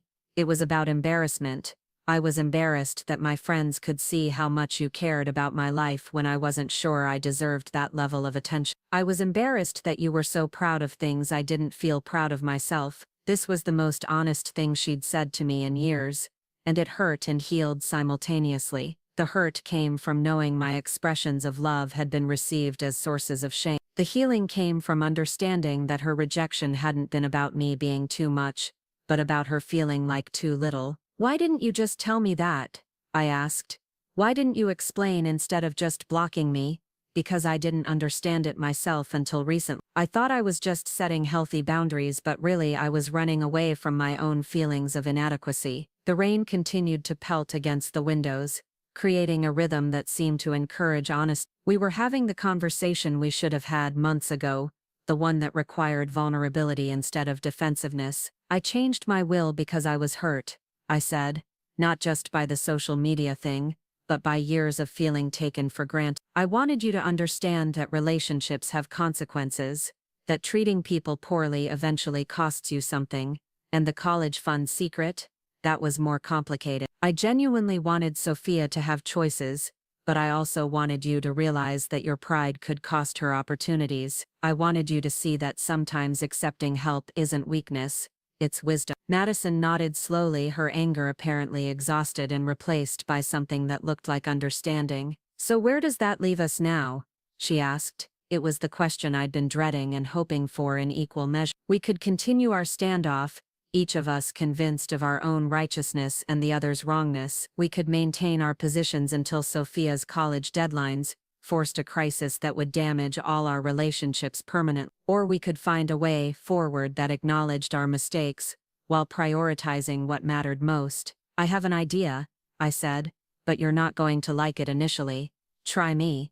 I think we should go to family therapy, all three of, before Sophia makes her college decision, before we make any other major choices about money or relationships or boundaries. I think we need someone neutral to help us figure out how to be a family that supports each other instead of undermining each other. Madison's face went through several expressions in rapid succession: surprise, resistance, consideration, and finally resignation. You're right, she said. I don't like it. The idea of airing our family drama to a stranger makes me want to crawl under a rock. But you're also right that we can't keep doing this to Sophia. There's something else, I said, knowing this next part would be even harder for her to accept. I want to restore you to my will. Not because you've earned it back, but because I realized I was using my money as a weapon instead of a tool for building the family I actually want. Madison's eyes filled with tears, and she looked away quickly, trying to maintain the composure she'd been clinging to since she'd arrived. I don't want your money because I deserve it, she said quietly. I want a relationship with my mother that isn't poisoned by resentment and misunderstanding. The money feels secondary to that. It was exactly what I'd needed to hear. The acknowledgement that our relationship mattered more than any financial consideration, but it also raised new questions about how to rebuild trust that had been damaged by months of hurt feelings and strategic maneuvering. What about Sophia's college? I asked. I want you to pay for it, not because I can't figure out another way, but because that money represents your love for her and your investment in her future. She shouldn't be punished for our inability to communicate like adults. The relief I felt was overwhelming. Like a weight I'd been carrying for months had suddenly been lifted. Sophia would get to attend Davidson, or Stanford, or wherever her heart led her, without the shadow of family dysfunction clouding her excitement about the future. But I have conditions, Madison continued, and I braced myself for whatever requirement she'd develop during her weeks of anger and planning. I want to be involved in the financial planning, not controlling it, but informed about it. I want to understand what you're paying for and what Sophia's responsibilities will be. I want us to make these decisions together instead of you surprising me with them. It was a reasonable request, the kind of collaborative approach we should have been taking all along. The secrecy and surprise revelations had been tactics born of hurt feelings rather than sound family planning, and I want us to establish some ground rules for family financial decisions going forward, not just about Sophia's education, but about everything. When do we consult each other? When do we make independent choices? How do we handle disagreements without resorting to ultimatums and punishment? Again, perfectly reasonable. Madison was thinking like an adult who wanted to be treated as an equal partner in family decisions, rather than a child who received announcements about choices that had already been made. I can agree to all of that, I said, but I have a condition too. What? I want you to unblock me on social media, not because I need to see your posts, but because I need to know that you're not ashamed of having me in your life. I need to feel like you're proud to be my daughter, not just grateful for my financial support. Madison winced, clearly having hoped we could resolve our financial and practical issues without addressing the more personal hurt feelings that had started this whole mess. Mom, it was never about being ashamed of you. Then what was it about? She was quiet for a long moment, staring at her hands while she formulated her answer. It was about feeling like I couldn't live up to the image of me that you were projecting online. Every time you shared one of my business posts, or commented about how proud you were of something I'd accomplished, I felt like a fraud, like you were celebrating this successful, confident version of me that didn't match how I saw myself. This was deeper than I'd realized, touching on Madison's fundamental insecurities about her own worth and accomplishments. She hadn't been rejecting my love so much as questioning whether she deserved it. Honey, I said gently, I wasn't projecting a false image of you. I was celebrating the real you, The one you apparently can't see clearly, but that's the problem. You see me as this amazing daughter and successful businesswoman and devoted mother, and I know all the ways I fall short of that image. I know how often I'm selfish, or lazy, or just going through the motions. Having you broadcast your pride in me felt like living a lie. The pain in her voice was raw and real, and it explained so much about her behavior over the past few years. She'd been rejecting my affection, not because she didn't want it, but because she didn't think she deserved it. Madison, you don't have to be perfect to be worthy of love. You don't have to earn my pride or prove that you deserve my affection. You're my daughter. That's not conditional on your performance or achievements. I know that intellectually, but feeling it is different. Then we need to work on that too. In therapy, in our daily interactions, in how we talk to each other about mistakes and failures and ordinary human imperfection. The conversation continued for another hour, covering ground we should have explored years ago. We talked about expectations and disappointments, about the difference between support and enabling, about how to express love in ways that felt affirming rather than pressuring. It was emotionally exhausting and incredibly necessary. By the time Madison left that evening, we'd established the framework for a different kind of relationship, not perfect, not without the potential for future conflict, but honest in a way that felt sustainable. We'd scheduled our first family therapy appointment for the following week, and Madison had promised to call Davidson to explain that Sophia would be accepting their offer. Most importantly, she'd pulled out her phone and unblocked me on Instagram, Facebook and TikTok while we were sitting there together. "Don't go crazy with the commenting," she said with a smile that felt genuinely warm for the first time in months, "but you can like my posts again." "Deal," I said, meaning it. That night I called Robert Henley to schedule a meeting about restoring Madison to my will. It felt good to be making decisions based on hope rather than hurt, to be planning for a future where our families supported each other instead of undermining each other. The next morning, I woke up to a text from Sophia. "Mom told me about Davidson. I can't believe this is really happening. Thank you, Grandma Clem, for everything. I love you so much." Reading those words, I felt something I hadn't experienced in months. Uncomplicated joy, pure happiness for my granddaughter's future, unmarred by family drama or complicated motivations. It was the feeling I'd been trying to protect when I'd set up the college fund in the first place, and finally, it felt possible again. But even as I celebrated this resolution, I knew the real work was just beginning. Rebuilding trust and establishing new patterns of communication would take time and consistent effort. We'd have to learn how to disagree without escalating to ultimatums, how to express needs without manipulating outcomes, how to love each other imperfectly but authentically. The family therapy sessions would probably be uncomfortable, forcing us to examine behaviors and assumptions we'd been taking for granted for years. Madison would have to work on accepting love she didn't think she'd earn. I would have to work on expressing concerns without resorting to financial leverage. Sophia would have to learn that her family's dysfunction wasn't her responsibility to manage. But for the first time in months, I felt optimistic about our chances. We'd managed to have an honest conversation without anyone storming out or saying unforgivable things. We'd found a way to prioritize Sophia's future while addressing our own relationship issues. We'd chosen vulnerability over defensiveness and collaboration over control. It wasn't the family I'd imagined when Madison was small and the future seemed simpler, but it was the family we actually were, with all our complications and imperfections and capacity for growth. And maybe that was enough to build on. The spring that had been reluctant to arrive finally began showing itself in earnest. Daffodils pushed up through the last patches of snow, and the bare branches of my maple tree started showing the tiniest hints of green. It felt symbolic, this emergence of new life after a long, difficult winter. We weren't starting over exactly, but we were growing into something different, something that might be stronger for having weathered the storms. Madison started coming by more often, not with the desperate frequency of her post-will change campaign, but with the casual regularity of someone who genuinely enjoyed spending time together. We worked in my garden, planning what to plant and when. We cooked dinner together while Sophia did homework at my kitchen table. We watched old movies and argued amiably about plot holes and character motivations.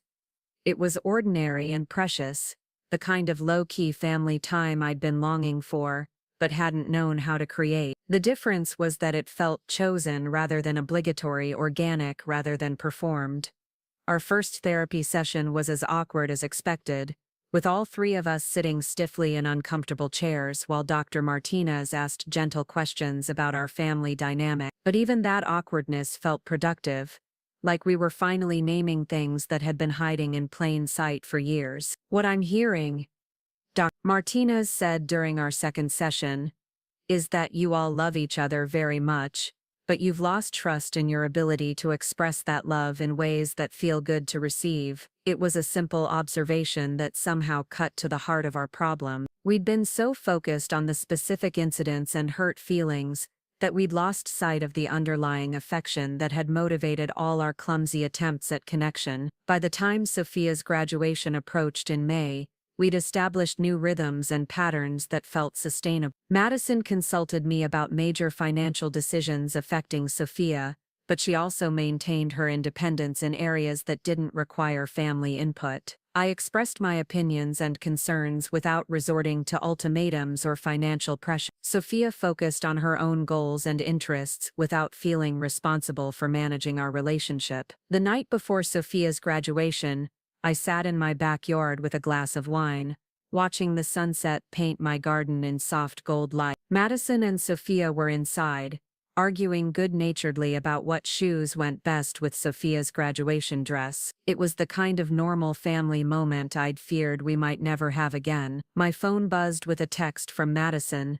"Thank you for not giving up on us." I typed back, "Thank you for fighting for us," and I meant it. The easy thing would have been to let our hurt feelings calcify into permanent resentment. The easy thing would have been to maintain our stubborn positions until Sophia's college departure created a natural break in our relationships. But we'd chosen the harder path of actually working through our problems, and the results were worth every uncomfortable conversation and therapy session. Sophia would be leaving for Davidson in the fall, armed with the education and opportunities that came from having a family that, despite its imperfections, had figured out how to put her needs first when it mattered most. She'd learned valuable lessons about standing up for herself, about the importance of honest communication, and about the difference between enabling dysfunction and supporting growth. As for Madison and me, we were still works in progress. We probably always would be, but we'd proven to ourselves and each other that love was stronger than pride, that relationships could be repaired without erasing the damage they'd sustained, and that it was never too late to choose a different way of being family. The money had been important, both the college fund and the inheritance, but it had never been the real issue. The real issue had been respect, recognition. My daughter blocked me on social media, so I blocked her access to my Social Security fortune, and the fundamental human need to feel valued for who you are, rather than what you can provide. We'd found a way to honor those needs while building something better for the next generation. It wasn't the ending I'd imagined when this whole mess started, but it was better than anything I'd dared to hope for during those dark months, when it seemed like our family might be irreparably broken. We'd learned that love alone wasn't enough to sustain relationships, but love combined with effort, honesty, and the willingness to change could create something beautiful and lasting. The future stretched ahead of us,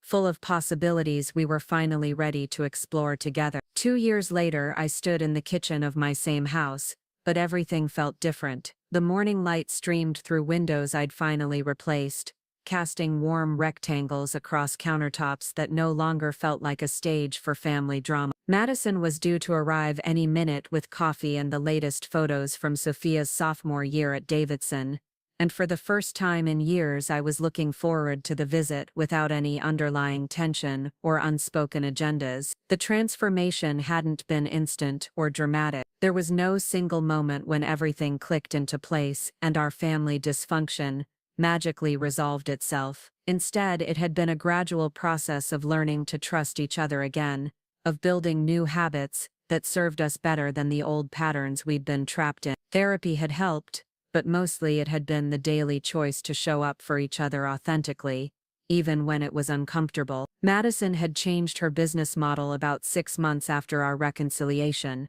shifting from wedding photography to documentary work that felt more aligned with her actual interests. The irony wasn't lost on me that she'd needed to feel secure in our relationship before she could take the professional risks that made her genuinely happy. Her Instagram feed now showed behind-the-scenes shots from the small films she worked on, candid moments that felt real rather than curated.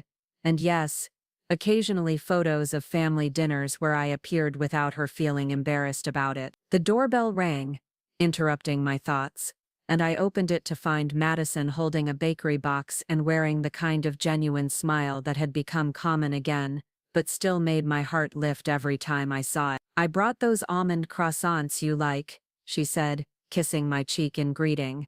"And I have news, good news or bad news. Depends on how you feel about me potentially moving to Portland for 6 months to work on a documentary about urban farming." I poured coffee while she unpacked pastries and pulled out her laptop to show me photos from her latest project. The work was beautiful, thoughtful in a way that her wedding photography had never quite achieved. She'd found her artistic voice, and it was stronger and more interesting than I think even she had realized. "Portland sounds amazing," I said, meaning it. "When would you leave?" "This fall, if the funding comes through, which brings me to the real reason I wanted to talk to you today." Madison's tone shifted slightly, taking on the careful quality that usually preceded request for advice or support. But unlike the old days, this carefulness felt respectful rather than manipulative, like she was approaching a topic that mattered to both of us. "I've been thinking about asking you to come with me, not to work on the project, but just to experience a new place together. We could rent one of those extended stay apartments, explore the city, maybe take some day trips to the coast." The suggestion caught me completely off guard, not because it was unreasonable, but because it represented such a fundamental shift from our old dynamic. Madison was inviting me to share an adventure rather than asking me to solve a problem. She wanted my company for the pleasure of it, not because she needed something I could provide. "What about Sophia? Her winter break isn't that long." "Sophia's planning to spend winter break in North Carolina with her roommate's family anyway. Something about wanting to experience Christmas in the mountains. Plus, she's 20 now, Mom. She doesn't need us to coordinate our lives around her schedule anymore." This was true but still felt startling. Somewhere during the focus on college applications and family therapy, Sophia had grown into a young woman who made her own holiday plans and managed her own relationship. She called me regularly to share stories about her environmental science courses and her new boyfriend, but she no longer needed me to be the center of her world. "I'd love to come to Portland with you," I said, realizing as I spoke that it was completely true, "but only if you promise not to feel obligated to entertain me every minute. I want to be your travel companion, not your responsibility." Madison laughed, the kind of easy sound that had been rare during the years when every interaction felt loaded with unexpressed resentment. "Deal, though I should warn you that I'm planning to drag you to every farmer's market in the city. It's research for the documentary. I love farmers markets." "That sounds perfect." We spent the next hour planning potential travel dates and researching neighborhoods in Portland, falling into the kind of collaborative planning that had become natural again. Madison asked my opinion without treating it as binding law. I offered suggestions without expecting them to be followed exactly. We were functioning like equals who enjoyed each other's company, which still felt miraculous sometimes. Around noon, my phone rang with Sophia's contact photo filling the screen. She was grinning in the picture, wearing her Davidson sweatshirt and holding up a chemistry textbook like a trophy. The photo was from her freshman year when everything about college still felt new and exciting. "Grandma Clem, perfect timing. I just got out of my organic chemistry lab and I'm walking across campus, thinking about how grateful I am for everything." Sophia's voice carried that particular mix of confidence and enthusiasm that comes from being exactly where you're supposed to be, doing exactly what you're meant to do. She'd thrown herself into college life with the energy of someone who'd never doubted she belonged there, and the results had been everything I'd hoped when I'd first started saving for her education. "How's the chemistry going?" I asked, putting the phone on speaker so Madison could listen to. "It's hard, but I love it. Professor Williams says I have an intuitive understanding of molecular structures, which apparently is rare. I'm thinking about adding a chemistry minor to my environmental science major. Madison and I exchanged glances across the kitchen table. This was the kind of academic confidence that came from having options, from never having to choose between intellectual curiosity and financial practicality. That sounds wonderful, sweetheart, Madison said. Are you sure you can handle the extra coursework? Mom, I'm fine, better than fine. I'm exactly where I want to be, doing exactly what I want to do. Besides, David's in my chemistry lab, so we can study together. David was the boyfriend, a junior from Vermont who was majoring in sustainable agriculture and apparently shared Sophia's passion for solving environmental problems through science. I'd met him via video chat a few times and had been impressed by his thoughtfulness and the way he looked at Sophia like she was the most interesting person in any room. Tell David I said hello, and tell him I'm still expecting him to visit this summer so I can interrogate him properly in person. Grandma Clem, you are not going to interrogate my boyfriend. I absolutely am. It's my grandmother privilege. Sophia laughed, and I could picture her rolling her eyes in that affectionate way she'd perfected over the years. Actually, that's part of why I called. David and I are planning to spend a week with you this summer before we start our internship. He wants to learn how to make your famous apple pie, and I promised him you'd teach him. The easy assumption that my house would be open to her and her boyfriend, that I'd welcome them and enjoy their company, filled me with quiet satisfaction. This was what healthy family relationships looked like. Mutual affection expressed through hospitality freely given and gratefully received. Of course I'll teach him to make pie. What kind of internships are you starting? David got into this amazing sustainable farming program in Oregon, and I'm working with the Environmental Law Clinic in Asheville. We're both so excited. After we hung up, Madison and I sat in comfortable silence for a few minutes, both processing the conversation. Sophia's life was unfolding exactly as it should: challenging academic work, meaningful relationships, summer experiences that would enhance her future career prospects. She was confident and happy and independent in all the ways we'd hoped she would be. She sounds so grown up, Madison said finally. She sounds like someone who never had to worry that her dreams were too expensive or impractical. Thanks to you.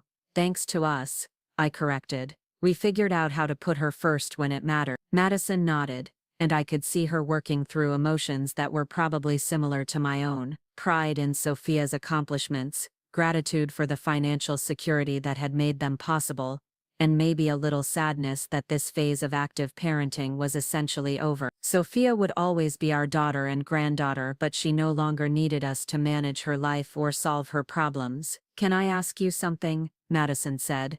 Do you ever regret how long it took us to figure this out? Do you wish we'd been able to skip all the drama and fighting and just have a normal relationship from the beginning? It was a question I'd considered many times during our recovery process. There had certainly been moments when I'd mourned the years we'd lost to miscommunication and resentment, the family dinners that had felt tense rather than joyful, the holidays clouded by unspoken hurt feelings. I used to regret it, but honestly I think we needed to go through what we went through to end up where we are now. We had to learn that relationships require intentional effort, that love alone isn't enough if you don't know how to express it in ways that feel good to receive. Plus, if we'd figured it out earlier, we might have taken it for granted. The work we put into rebuilding makes what we have now feel more precious. Madison was right. The relationship we had now felt deliberately chosen rather than accidentally inherited. We'd both had to examine our patterns and assumptions, to take responsibility for our contributions to the dysfunction, and to actively choose different behaviors going forward. There's something else I want to tell you, Madison said, reaching for her purse. I've been working on a project for the past few months, and I finally finished it. She pulled out a small wrapped package and handed it to me with the kind of nervous excitement that suggested this was more significant than a casual gift. Inside the wrapping paper was a leather-bound photo album, the kind with thick pages and careful attention to archival quality. The first page contained a photo I'd never seen before: Harold and me at Madison's college graduation, both of us beaming with pride as she walked across the stage. He had his arm around my shoulders and I was clapping enthusiastically, my face radiant with joy for our daughter's achievement. I found this in Dad's old camera bag, Madison explained. He'd taken a whole roll of film that day but never developed it. I had it processed last month. The album chronicled our family history through pictures I'd forgotten existed, moments Harold had captured but we'd never seen. There were photos from Sophia's early childhood, family dinners, holiday celebrations, ordinary afternoons that had seemed unremarkable at the time but now felt precious in their mundane happiness. But what made the album truly special was Madison's commentary. Each page included handwritten notes describing what she remembered about the moments captured, what they'd meant to her then and what they meant to her now. Her words were honest about both the good times and the difficult ones, acknowledging the complexity of our relationships while celebrating what we'd built together.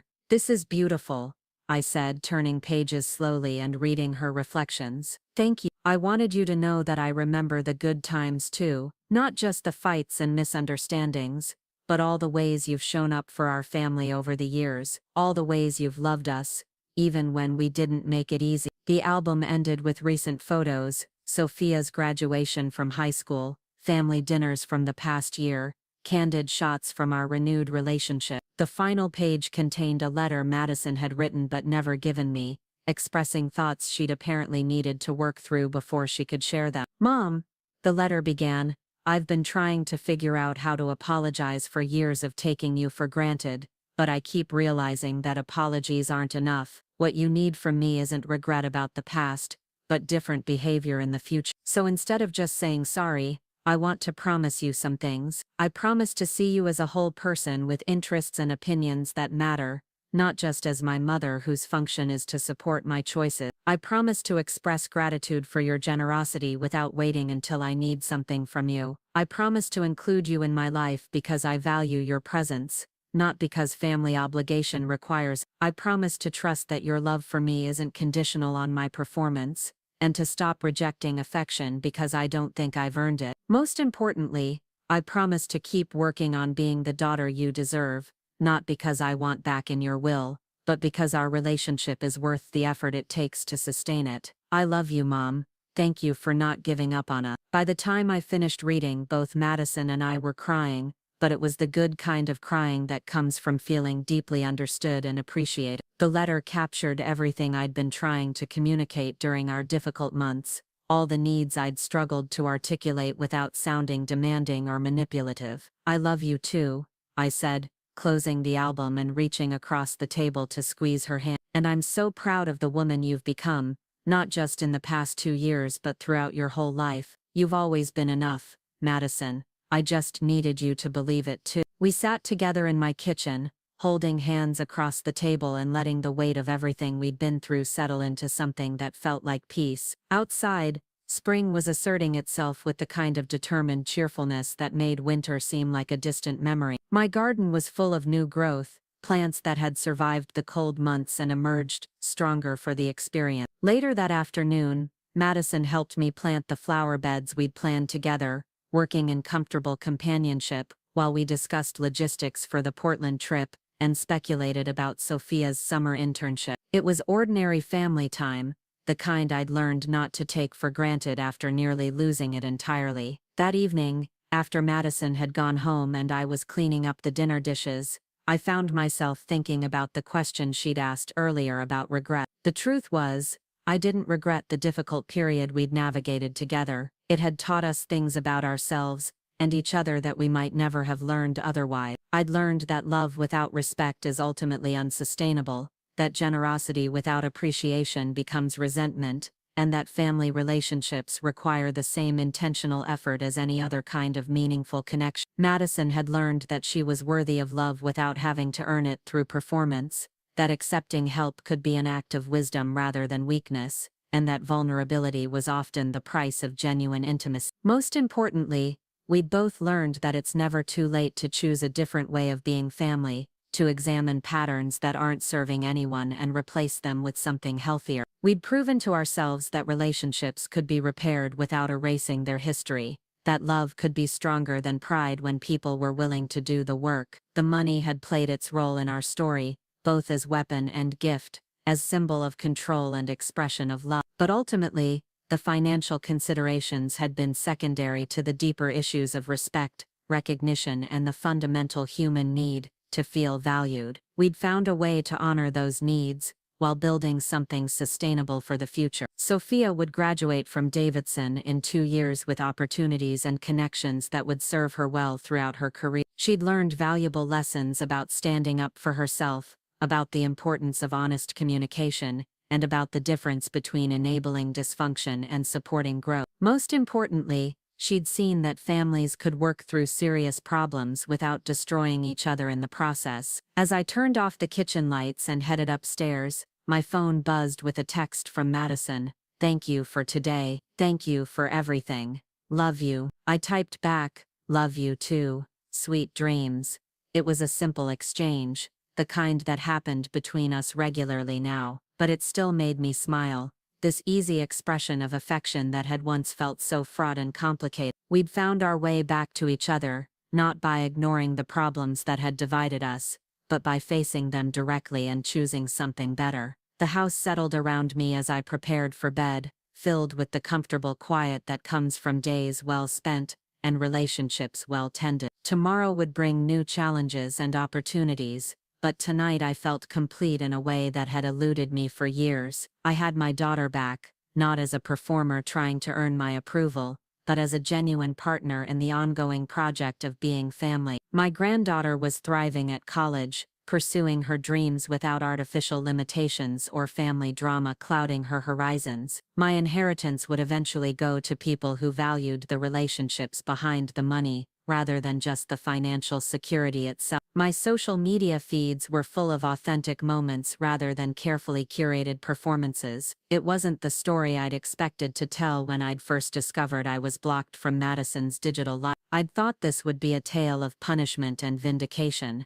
of teaching lessons through financial consequences. Instead, it had become a story about the hard work of loving people imperfectly but authentically, about the courage required to examine our own contributions to family dysfunction, and about the surprising grace that becomes possible when people choose vulnerability over defensiveness. The real victory wasn't in being proven right or in having my will changes acknowledged as justified. The real victory was in building a family that supported each other's growth rather than demanding each other's compliance, that celebrated individual achievements while maintaining collective bonds, that could disagree without deploying ultimate weapons like inheritance threats or social media blocking. 6 months later, I received a package from Portland containing local coffee beans, artisanal honey, and a note from Madison describing the documentary she was working on. She sounded energized and fulfilled in a way that made me grateful we'd found the courage to work through our problems, rather than allowing them to permanently divide us. The note ended with an invitation.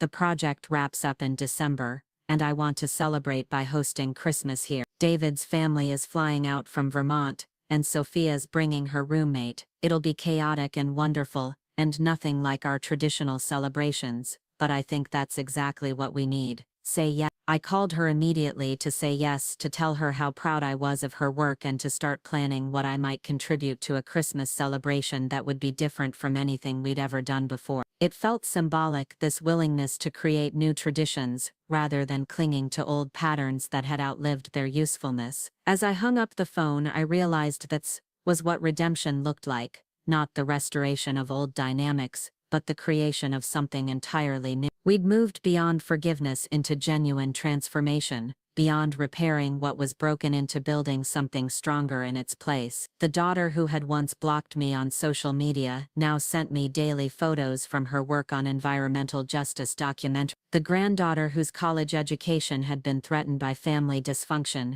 was thriving academically and personally. The family relationships that had once felt transactional now felt genuinely reciprocal. It had taken 75 years for me to learn that the most powerful inheritance I could leave wasn't money, but the example of a family that had learned to love each other well despite their imperfections. That was a legacy worth fighting for. And finally, it was one we'd actually achieved. Up next, you've got 2 more standout stories right on your screen. If this one hit the mark, you won't want to pass these up. Just click and check them out.